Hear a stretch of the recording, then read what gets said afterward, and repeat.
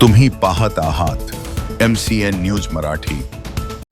शरद पवार यांच्या दूरदृष्टीतून शेती क्षेत्रात आधुनिक तंत्रज्ञानाची नवी क्रांती आकार घेत असून बारामती येथील गोविंदबाग शारदानगर येथे आर्टिफिशियल इंटेलिजन्स एआयच्या माध्यमातून विकसित करण्यात आलेल्या ऊस व केळी पिकांची पाहणी नुकतीच उत्साहात पार पडली।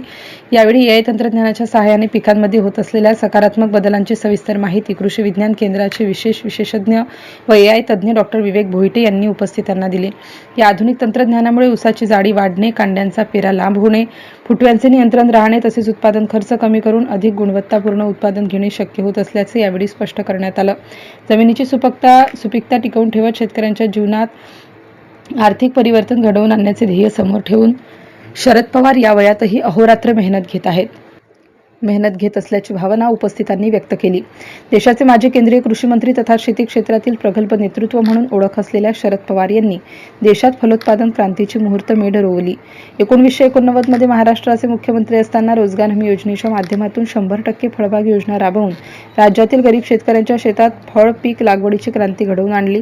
त्यानंतर केंद्रीय कृषी मंत्री पदाची धुरा सांभाळताना NHM आणि NHB योजनांद्वारे देशभर फळबाग शेती वाढीसाठी महत्त्वपूर्ण धोरणे राबवली। परिणामी महाराष्ट्रासह देशातील अनेक राज्यातून फळ पिकांची निर्यात मोठ्या प्रमाणावर वाढली आणि देशाला परकीय चलन मिळण्यासाठी मोठी मदत झाली। देशातील तरुण शेतकऱ्यांसाठी प्रेरणास्थान ठरलेल्या शरद पवार यांना मोर्फा व देशातील तमाम शेतकऱ्यांच्या वतीने निरोगी आणि दीर्घायुष्यासाठी मनपूर्वक शुभेच्छा यावेळी व्यक्त करण्यात आला। MCN न्यूज मराठीकरिता कृष्णमूर्ती जगताप, बारामती।